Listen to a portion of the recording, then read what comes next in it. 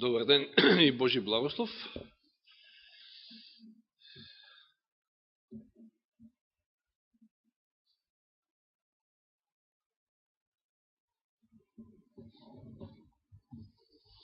Па да, во контекст на последните настани веќе неколку саботи зборуваме на такви теми.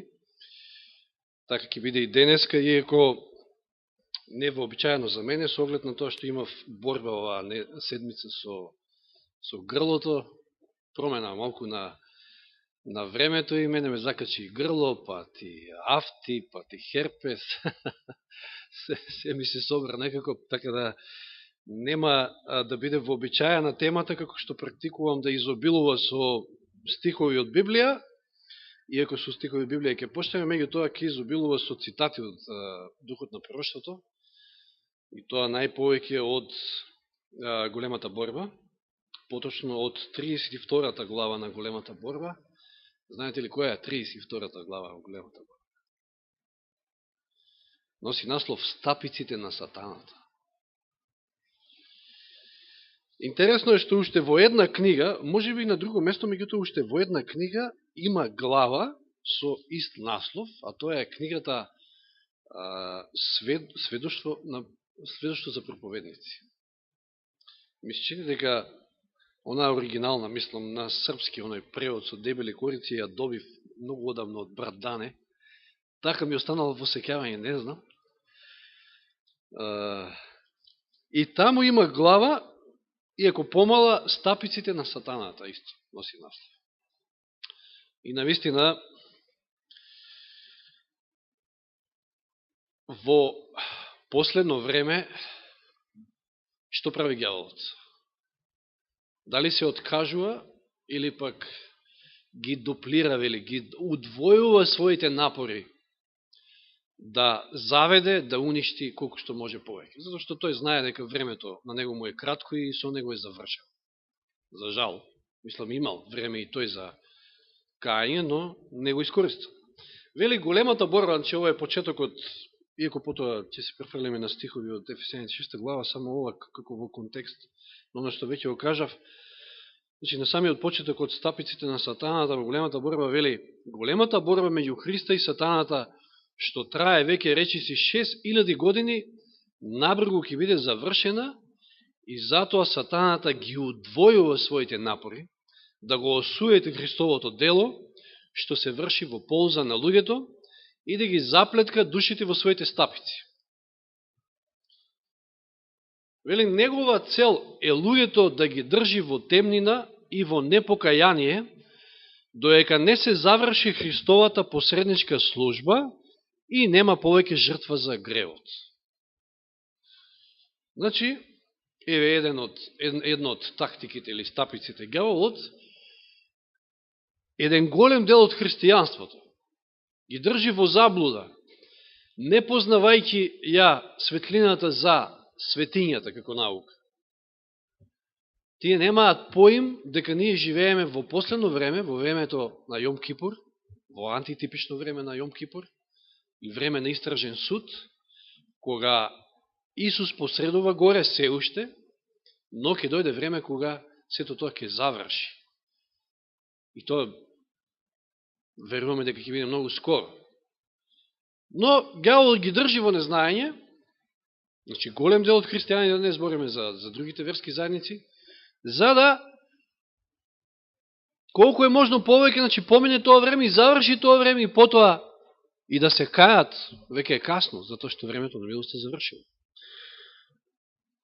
Но да прочитаме зборови од 6 глава Ефесијаните, од 10 стих.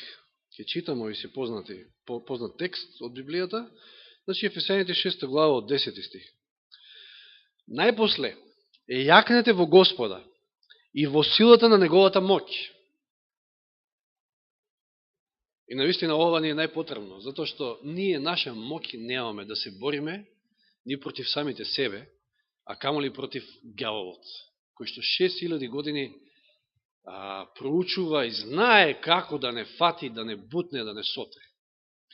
Значи, затоа вели Павле овде, јакнете во Господа и во силата на неговата моќ. И потоа вели, облечете се во сето Божие оружје, за да можете да им се спротиставите на измамите на ѓаволот. Да можете да ги избегнете тие стапици. Зошто нашата борба не е против крвта и телото, туку против началствата, против властите, против светските владетели на темнината, на овој век, против духовните сили на злото во небесните места. Затоа земете го сето Божие оружје, за да може да се браните во лош ден и откако ќе свршите се, да се одржите. И потоа ги реди верата, вистината, спасението, нели, оној оклоп. Не е тоа темата, за да не губиме време. Значи, многу битно е да бидеме подготвени, затоа што ѓаволот денеска има толку многу стапици како никогаш порано. Па и вчера читавме во воспитување за оние кои што бевте тука. Конкретно се однесуваше за младите, меѓутоа, нели, за сите што живеат денеска на земјата, вели, потешки времења немало. Со толку многу искушенија. И навистина. Сам вие, денеска сите имаме телефони, така наречени смарт телефони во џебовите, и да, имаме со телефонот и Библија, еве, фала на Бога, и од скоро и поуката имаме на македонски. Имаме 300 работи кои што може да ни помогнат за наш духовен раст. Меѓутоа, овде имате и може да имате и 300 работи кои што може да ве одвлечкаат на друга страна. И замислите сега, секој млад денеска има во джеб, значи може да има порнографија, може да има што ли уште не, во джеб, тука, одма до него. Интернет имате сега насекаде, имате пакети со 3, 5, 10 гигабајти интернет, не знам што, значи буквално каде и да се наоѓате вие. Искушение во джеб колку што ви душа сака. Така не беше до скоро, нели? Да не збориме за пред 50-60 години. Значи, навистина тешки времења. И навистина треба да ги смогнеме сите сили, да се потврме на Господа, да Господ ни помогне во ова време. Да читаме понатаму од големата борба, вели, ако не се вложат посебни напори, да и се спротистават на оваа сила, ако во црквата и во светот владее рамнодушност, тоа сатаната е безгрижен. Значи, ако сме рамнодушни, ѓаволот не има. Не троши време за нас. Зашто вика нема опасност да ги загуби оние кои што ги заробил и што ги води по своја волја. Но ако луѓето почнат да обрнуваат внимание, сега и за тие што обрнуваат внимание, па ѓаволот има посебни методи. Ако тие почнат да обрнуваат внимание на вечните работи, и ако се прашуваат што треба да правам за да бидам спасен, тоа што и се јавува и се обидува својата сила да и ја протистави на Христовата моќ и да го запре влијанието на Светиот Дух. Значи, ќе направи се за да ве спречи да се бавите со вечните работи. А тоа го прави, ќе читаме и подолу, со тоа што ќе ве замајува и ќе ве влече да го губите времето за земски, за небитни работи. Да забравите на она најважно прашање, како што вели овде, што треба да правам за да се спасам. Ото вели, како и секој вешт војсководач, затоа треба да се облечеме во сето Божие оружје, затоа што имаме работа со вешт војсководач, кој што знае да добива битки, и тоа многу често, за жал. Како и секој вешт војсководач, тој однапред ги подготвува своите планови. Значи, стратегија прави. Ако види дека Божиот вестник го истражува Светото Писмо, тој се запознава со предметот за кој ќе се проповеда. След. Ке читаме подоцна во главата од Свештото за проповедници, дека ѓаволот вика не испушта ниту еден собир на Божиот народ. Тука е, зашто? За да ви го одвлече, ако може некој вниманието, тоа го вели овој цитат, да не ја слушнете пораката, која што може да биде од животна важност токму за вас.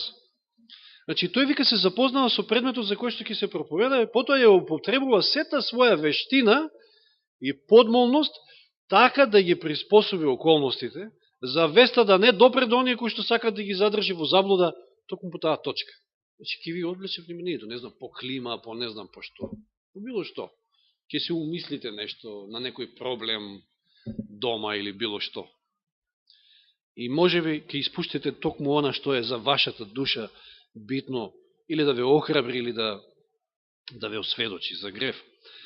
Оној на кого најмногу му е потребна таа опомена, станува зафатен со некој вика ит на работа, каде што мора да биде присутен, или на некој друг начин е спречен да ги слушне зборовите кои за него би биле животен мир за живот. Исто така сатаната ги гледа Божите слуги, кога се жалосни поради духовната темнина што го покрива народот. Сега со таквите, оние кои што вели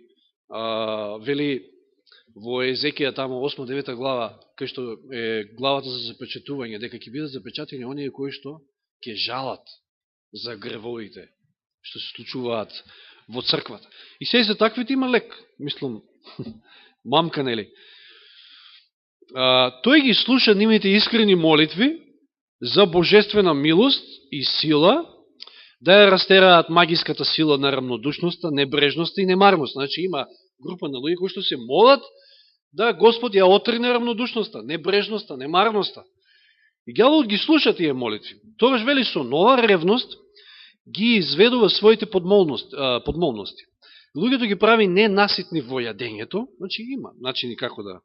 Или ги поттикнува да се оддадат на некое друго грешно уживање, со што ја отапува нивната моќ на сваќање, да не го слушнат токму она што им е најпотребно да го дознаат, или пак да не го разберат тоа што ќе го читаат. Еве каде влегува, нели, потребата од здравствена реформа и така натаму, значи умереност и така натаму.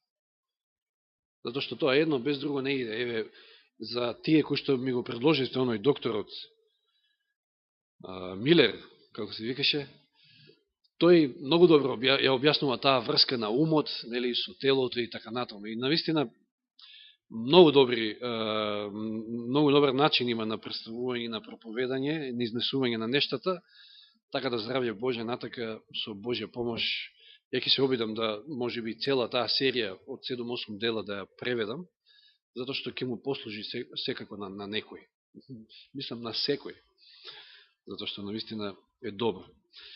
Сатаната добро знае дека сите што ќе успее да ги наведе да ја занемарат молитвата и истражувањето на Светото писмо ќе подлегнат на неговите напади. Еве уште една метода.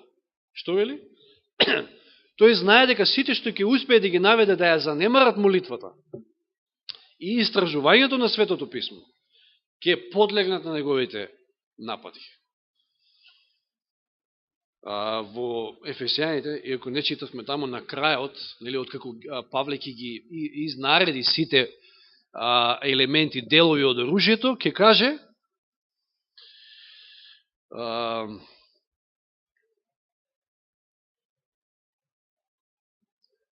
со секаква прозба и молитва, 18 стих, молете се во духот во секое време и заради тоа бдеите со сето постојанство и со молба за сите свети. Што вели? Молете се во секое време. Зошто? Зошто е потребна молитвата? Зошто е толку неопходно важна за нашиот духовен живот молитвата, толку молитвата? Зошто Елен Вајд вели, кратко и јасно, молитвата е дишење на душата. Вие без молитва не можете да дишите во духовна смисла. Вие можете да имате меч, да имате штит, да имате, нели, сето она, ама ако војникот не дише, тоа значи дека е мртов. Мислам, што корист од таков? Да, тоа е молитвата. И истражувањето на писмото. Значи, молитвата, нели, е наше обраќање кон Господа, ние разговараме со Господа, а Господ па нам ни возвраќа преку проучување на писмото. Тоа е таа комуникација. Ако не постои таа комуникација, значи со нашиот војсководач, со оној кој што знае како да ги бие битките, тоаш ние не можеме против ѓаволот, кој што исто така искусен. Секогаш имало луѓе што се правеле побожни, сега имаме друг момент. Секогаш вика имало луѓе што се правеле побожни, но наместо да напредуваат во познавањето на вистината, што прават тие? Тие сметаат дека нивна верска должност е да бараат каква било грешка во карактерот или заблуда во верата на оние со кои не се согласуваат. Не е тоа целта. Што дали Исус тоа го правил? Исус гледал да им помогне на учениците и на сите на кои што им проповедал да се втемелат во вистината. А тие самите, нели, со други зборови, Исус помагал и ние треба да се насочиме на вистината за да ја видиме вистината која е, после секоја лага многу лесно ќе ја препознаеме, нели? Откако добро ќе ја запознаеме вистината. Нема потреба да сега земеме да проучуваме што веруваат католиците, не знам што веруваат другите и третите и така натаму. Запознаете ја вистината, тоаш многу лесно ќе ја согледате лагата. Но вели овде дека има луѓе кои што се прават наводно побожни, ама наместо да напредуваат во познавање на вистината, тие сметаат дека нивна верска должност е да бараат криви дрини, значи и грешки во карактерот кај другите и заблуда во верата. Вика, ваквите луѓе се главни помагачи на сатаната. Интересно. Па и оние изнаоѓање на грешки меѓу нас. Леле, овој каков е, леле, овој каков е. Тие се главни помагачи на сатаната. Зашто ѓаволот е опаѓач, вика, на браќата. Да, секако. Големиот измамник има многу орудија. Значи, оружја, еден куп, подготвени да изнесат разни видови заблуди, за да ги фати душите во својата мрежа. Како што се различни ереси кои што се прилагодени кон разновидни вкусови и склоности на оние што сака да ги упропасти. Значи, меѓу друго, ѓаволот има своји луѓе, преку своји луѓе внесува и ереси и лажни учења. Како што денеска ги има еден куп и ги има се повеќе и повеќе. За да ги упропасти луѓето, нормално. Негов план е во црквата да доведе неискрени и необратени, Господ сака обратени, меѓутоа ѓаволот има друга цел, кои што ќе поттикнуваат сомневање и неверство и ќе им пречат на оние што сакаат да го направат Божјето дело и самите да напредуваат со него. Мнозина кои всушност не веруваат во Бога и во Неговото Слово, прифаќаат известни начела на вистината и важат како христијани, со што им се овозможува да ги воведат своите заблуди како вистинска библиска наука. Да, имате вие еден куп заблуди. И во адвентизмот. Така да, треба навистина да се држиме до Словото, треба да бараме помош и водство од Духот Свети за да препознаеме. Не е, како што ти каже еден брат, 30 години бил он во верата, дури сега открил дека биле двајца, не биле тројца. 30 години он бил во заблуда. Сега некоја нова светлина. Епа, да, ама треба да се запрашаме, што е тоа? Дали може би не си паднал во некоја од стапиците на сатаната? Затоа што тој користи ереси, секако. Тврдењето дека не е важно луѓето како и во што веруваат, е уште една од најуспешните заблуди на сатаната. Значи, денеска имате разноразни верски заедници, кои што сакаат да се соберат на купче во едно. И тоа ги води, таа мисла. Викаат, не е битно кој што верува. Ама ете сите заедно. Ете за доброто на човештвото на овој свет и така натаму. Јас тоа 100 пати сум го кажал, пак ќе кажам, тоа ќе биде големо искушение и за адвентизмот. И е. И адвентистички представници некојаш одат и присуствуваат на тие некои такви собери. Демек, зошто да не бидеме заедно, да не бидеме едно, па нели Исус се молеше за тоа? Да, ама што има светлината со темнината? Вистината е една, не може да бидат 10, па не е битно сега кој што верува. Тој вели, знае дека вистината, ако е прифатена со љубов, ја посветува душата на оној што ја прифаќа. Затоа секој се обидува вистината да ја замени со лажни теории, со приказки и со друго евангелие. Затоа што ја знае моќта на вистината, ја знае моќта на Словото, посветувањето на душата. Тој се плаши од тоа нешто и затоа сака душата да ја отрне од вистинскиот пат со лажни науки.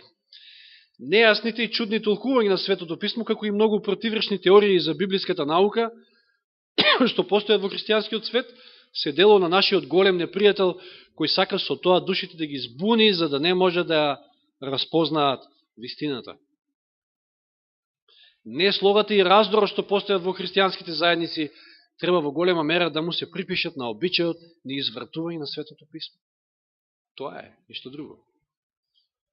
Ништо друго не двои едни од други, да речем. Еве саботата, како еден голем тест за последно време, не двои од сите други. Но не може да биде неделата. Кога Господ рекол? 7 ден сабот.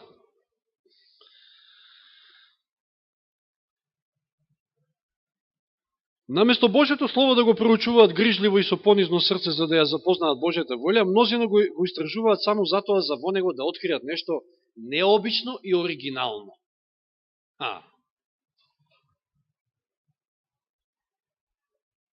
Наместо Божјето Слово да го проучуваат грижливо и со молитва, со понизно срце да ја запознаат Божјата волја, мнозина го истражуваат само затоа за да во него откријат нешто необично и оригинално и да бидат посебни од другите. Еве јас што открив во Светото Писмо и го презентираат тоа нормално.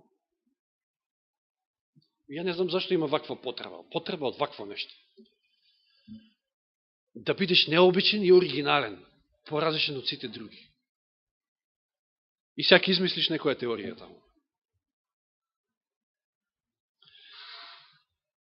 За да ги подржат лажните науки или нехристијанските обичаи, некои земаат одделни текстови од писмото и ги вадат од контекст и наведуваат само половина од стихот.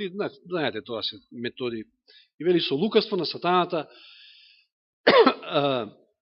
се вгнездиле зад неповрзани изрази, инсконструирани така за да одговарат нивните телесни желби. Така мнозина намерно го извртуваат Божјото Слово. Да, како што милее да каже Милош Богдановиќ во негова книга Зошто мноштво верски заедници, ќе каже, па затоа што имате разноразни греови и разноразни техники за прикривање на гревот, затоа имате и толку многу верски заедници. Тоа го вели ова што го прочитавме сега, со други зборови. Секојаш кога Светото Писмо се проучува без молитва и без кроток и понизен дух, ќе се изврти вистинската смисла како на оние наједноставни и најјасни места, така и на оние најтешките. Внимавајте. Ако проучувате без молитва и водство Духот Свети, и наједноставните текстови ќе ги видите со други очи. И кој знае што ќе... Како да речеме, еве пак, сакал Нејкел, пак ме влече натака. Паметот 5 глава дела апостолски. Ананија и Сафира доаѓаат, знаете, смислено задржале дел од парите и носат дел од парите, значи само еден дел, за продадената нива. И што и вели таму? Павле, кој беше Петар? Да, го излажавте, не ми излажавте мене, туку го излажавте Светиот Дух.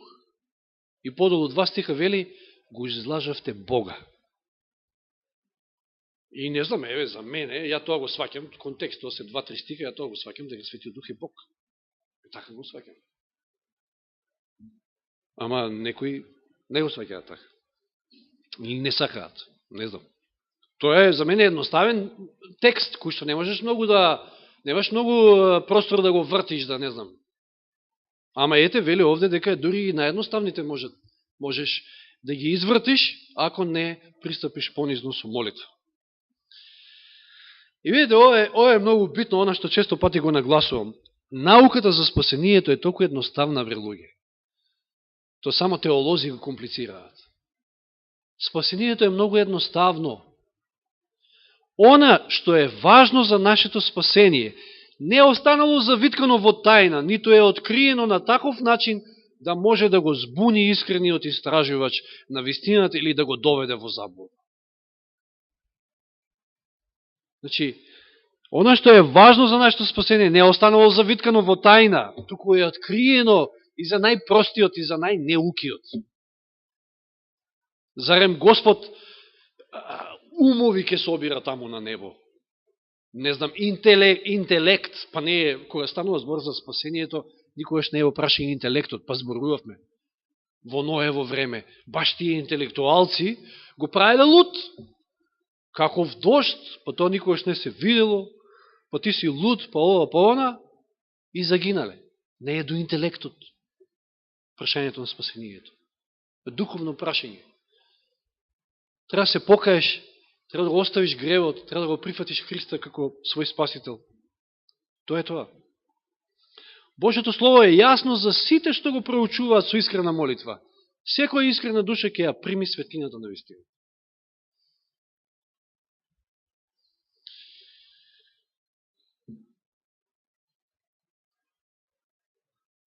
Сега овде има дел кој што зборува за науката, која што се издига над Господа. Левај ќе каже на едно друго место дека секоја вистинска наука се поклопува со Божјата наука. Борам за наука, нели, биологија, било што. Меѓутоа, луѓето сакат да се направат помудри од Господа, па затоа забегуваат, како вчера што читавме, нели, за еволуција, примери и така натаму. Да не одземам време за тоа.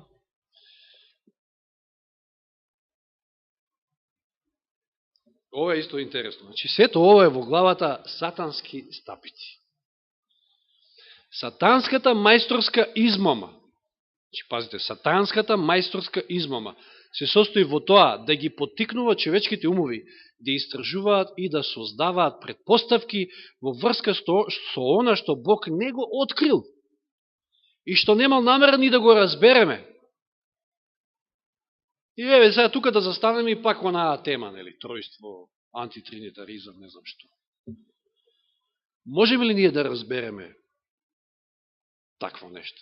Можеме ли ние да завлеземе тамо негде на трето небо, како што вика Павле, да отидеме и да разбереме нешто? Па ние не разбираме наједноставни работи тука на земјата. Па ние не можеме да разбереме едно од нели од тајните е како тоа Исус се овоплотил, се родил преку жена. А пак некои тврдат дека не, тоа е второ раѓање негово, како човек, он се родил и порано тамо во вечноста. Па ој па тоа разбери го. Еве јас на таквите им велам, извинјам, јас мојот ум толку не фаќа, значи ја едноставно тоа не го разбирам. Па ете, ако е тоа суштината, па ете, нема да бидам спасен. Тоа ли е суштината? Спасението е едноставно. Вели овде, значи, сатанска мајсторска измама е во тоа да ги поттикне човечките умови да истражуваат и да создаваат предпоставки за нешто што Господ не ни сака да го разбереме. Вели Елен Вајд во еден друг цитат за Светиот Дух, природата на Светиот Дух е тајна. И тука молкот вика е најсигурен. Молк. А не да се расправаме што, како.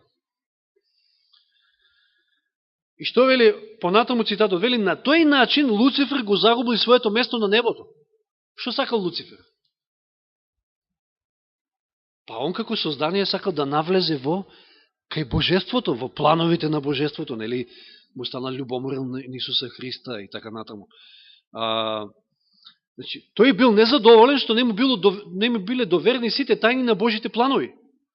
А целосно го запоставил оно што му било откриено за него лично и на неговата висока положба. Значи го запоставил оно што му било откриено, сакал да навлезе во некои повисоки тајни. И па како ја срушил Ева? Па исто, на ист начин. Што рекол, нема да умрете, току ќе навлезете во повисока сфера таму. Ќе разберете некои нови работи, а Господ е љубоморен на вас, па затоа така ви рекол. Чинете, истото е тоа.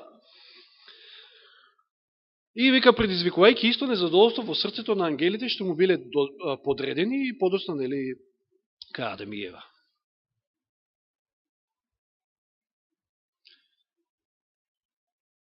Интересно е, како тоа се случува да ние ги запоставиме оние откриени јасни работи, а се факеме за работи кои што, сакаме да му друдаме, не знам која е причината, ама тоа е тоа. Меѓу најуспешните орудија, уште едно, меѓу најуспешните орудија на големиот измамник се измамливите науки и лажните чуда на спиритизмот. Знаеме дека спиритизмот е едно од средствата преку кои ѓаволот ќе ги соедини религиите една со друга.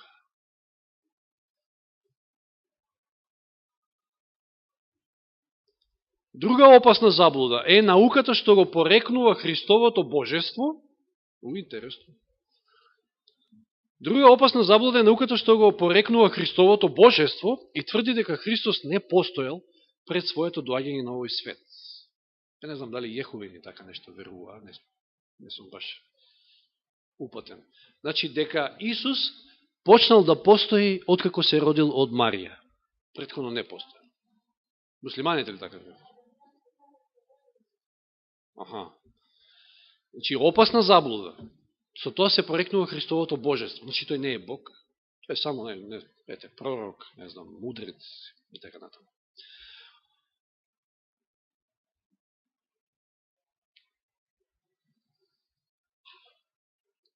Еве уште една вика полукава и поштетна заблуда е верувањето што бргу се шири, а тоа е дека сатаната воопшто не постои како личност и дека тоа име во Библијата се употребува само за да ги представи човечките лоши мисли и желби. Значи ѓавол, како ѓавол не постои, тоа е измислено. Па си го представува таму со рогови, па не знам со што. И исто науката што грми од проповедалните, дека повторното Христово доаѓање е негово доаѓање за секого лично во мигот на смртта, е измислиса, што има за цел да ги одврати мислите на луѓето од Христовата лична појава на облаците. Нели, она, еве го во тајна соба, еве го онде, еве го онде, за кој што, нели, Исус не предупредил да не веруваме. Понатаму, световната мудрост учи дека молитвата нема суштинско значење. И предходно, нели, прочитавме сличен цитат. Луѓето од наука тврдат дека не може да постои вистински одговор на молитвата. Еве, научници. Јас од неодамна читав дека, и тоа на неколку пати ми излезе таа вест, дека наводно научниците, еве, конечно ја утврдиле безсмртноста на душата. Не знам како таму, некоја снимка, не знам што. Како бе тоа можеш да го утврдиш? Еве, душата го напушта телото, телото умира, ама душата живее. О, научници, сите се прават мудри. Значи, луѓето од наука тврдат дека не може да постои вистински одговор на молитвата. Тоа би значило повреда на природните закони, чудо, а чуда не постојат. Според науката чуда не постојат.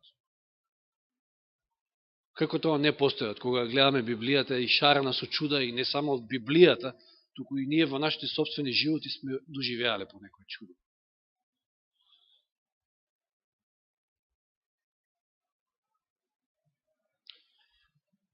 Сомневањето почнува да станува мода. Една голема група луѓе гледа со недоверба на Божјето Слово од истата причина како и на неговиот автор, затоа што тоа го осудува и го казнува гревот. Ова е посебна приказна. Може би најбитна, затоа што еве, како да речеме, не знам дали знаете, пред година-две има излезена нова верзија на Библијата, нели, King James е она е најпознатата, најверодостојна, барем како што велат. И тоа пред година-две има излезено Queen James Bible, Библија. Queen, значи, не на царот Джеймс, туку на царицата Джеймс, не знам како го сватите тоа. И тоа е верзија на хомосексуалците. Замислите. Нормално, таму е се извадено она што, нели, римјаните таму прва глава, тоа е извадено, па Мојсиевите книги секаде што кажува што е, нели, зборувавме за тоа, дека тоа е гнасно Божјо и тоа е извадено. Значи, сите си прават како што си сакаат. Оние вели што не се подготвени да ги исполнуваат неговите барања и настојуваат да го отфрлат неговиот авторитет. Тие читаат Библијата или ги слушаат незините научи кога се изнесуваат од проповедална само за да пронедат некоја грешка и така натаму. Тоа веќе го зборував. И сега малку момент и од, да прочитаме и од сведоштво за проповедници во наредни 5-10 минути. Ова е напишено како да го пишувал ѓаволот лично, значи, во прво лице е пишувано. Таа е таа глава од сведоштво за проповедници. Исто сатански стапици се нарекува. Значи, како ѓаволот да се собрал со својата армија од демони и сега прават планови што ќе прават, како да ги уништат душите. Мораме, вели, да стражариме на оние кои што им го свртуваат вниманието на луѓето на Господовата сабота. Значи, поготово на удев сме ние. Зошто? Затоа што тие мнозина ќе запознаат со Божиот закон, а истата светлина што ја открива вистинската сабота, ја открива вистината за Христовата служба во светилиштето. Тоа што веќе го кажав. И ѓаволот сака да ги обмани луѓето, да не дознаат дека живеат во последно време да и измине времето на милости и да ги уништи душите. Мораме, вели, да ја воздигнеме што повеќе лажната сабота. Под наводници нашата сабота. Гелот да нарекува наша сабота, затоа што од таму потекнува. Како прво. Ке влијаеме на проповедниците на разни цркви да ги одвраќаат луѓето од Божите заповеди. Она што писмото го прогласува за совршен закон на слободата, ние ќе го прикажеме како робски јарен. И тоа и текако успел гјаволот.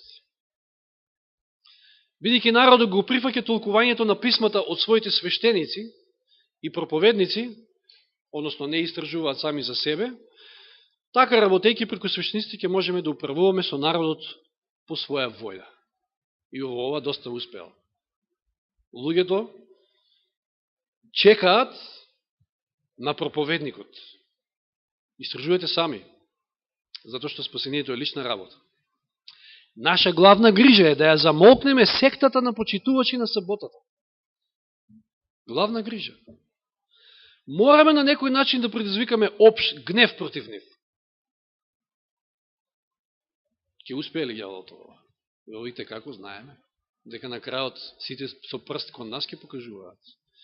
Мораме да ги придобиеме големците на овој свет, во тоа и како успел, на наша страна и да ги наведеме оние што се на власт да ги остваруваат нашите намери и како успел и во тоа. Тогаш, лажната сабота, што ја воспоставив јас, ќе биде наметната со најостри и најстроги закони. Се мисли, нели, на неделниот закон. Оние кои нема да ги почитуваат барањата на тој закон ќе бидат протерани од градовите и селата. И ќе бидат изложени на глад и беда. Така, конечно, ќе воведеме нов закон, да се истребат сите оние кои што не се покоруваат на нашиот авторитет.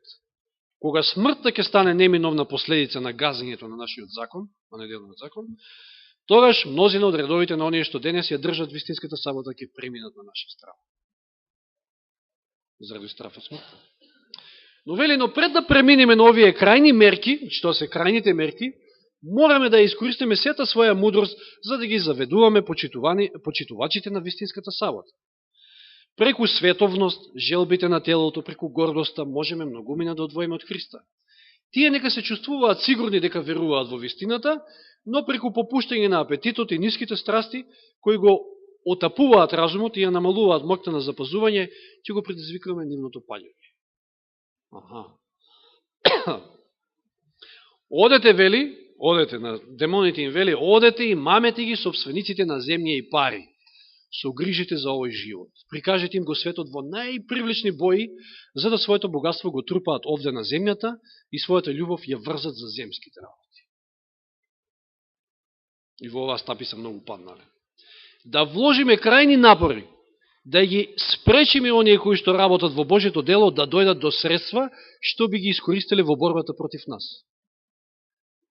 Имајте, крајни напори ѓаволот вели да вложиме да парите не дојдат во вистински раце кај оние работници кои што го шират делото Божие. Ако успееме да го спречиме ширењето на вистината, значи преку ширење на литература, книги, проповедање, било како, што ја мразиме, нели? Не треба да се плашиме од нивното влијание. Оти добро знаеме дека секој алчен и себичен човек лесно ќе падне под наше влијание.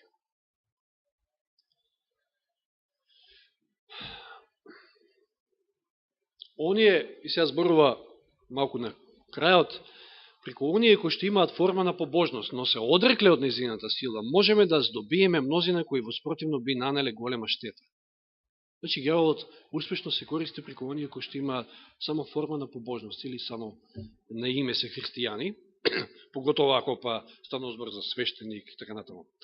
Оние кои се повеќе сластољубиви, отколку богољубиви, ќе ни бидат најуспешните помошници. Оние кои што се способни и интелигентни, ќе послужат како мамци, што ќе ги привлекуваат другите во нашите стапици. Видите, ѓаволот ги користи способните и интелигентните свештеници, проповедници и така натаму, луѓе, за да му послужат како мамци, за да привлече многу други во својот табор. Па пазите, ќе видите дека ќе заклучите дека сите оние кои што излегуваат со некој нови науки, не знам што, то се неверојатно интелигентни луѓе. Пазите, не се тоа некои прости, да кажеме, под наводници. Тоа се интелигентни луѓе. Но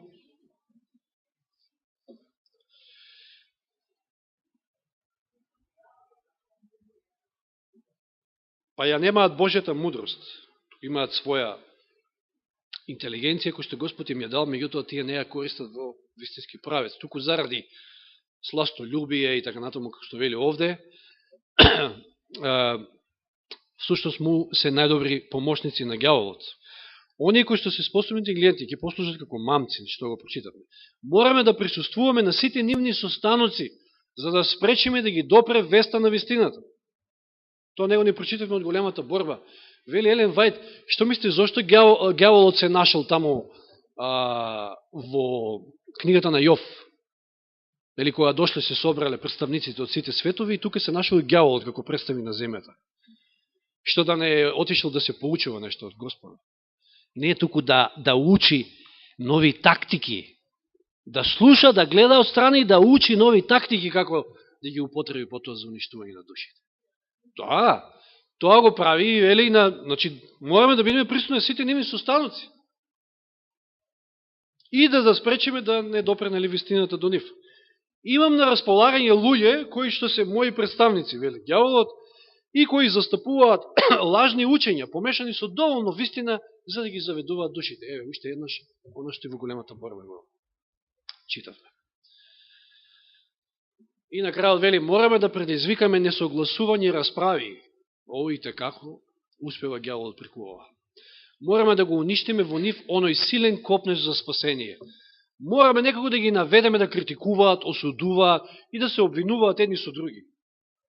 Да негуваат себичност и нетрпеливост. Познаете ли колку мина се разочарале од вакви работи и отишли. И го изгубиле оној копнеж за спасение, како што вели овде. Ти речат наред, нека и црква, ќе седам подобро дома, помирен сум у сабота дома, отколку таму, не знам што. Тоа го прави ѓаволот, не се огласување, критикување, себичност, нетрпеливост. Заради ваквите греови, Господ и нас не истера, вика, од неговото присуство, па сите што го следат нашиот пример, ќе ја доживеат истата судбина. Страшно, еве, преку овие две глави, на кратко, во 40 на минути, сакав да прикажам дека без Божја помош не можеме. Ние од самите од лично искуство знаеме и често пати сме се фатиле, ако не сме и денес, во некои од тие стапици на ѓаволот. Значи, да внимаваме, да бараме помош, мудрост од Господа, затоа што живееме во многу лукаво време, време во кое што, како што видовме, ѓаволот ги зголемува, ги дуплира напорите, за да уништи колку што може да поведе со себе, затоа што знае дека времето му е кратко. Да не му го дозволиме тоа, да се држиме до Господа. Слава нека му е нему. Амин.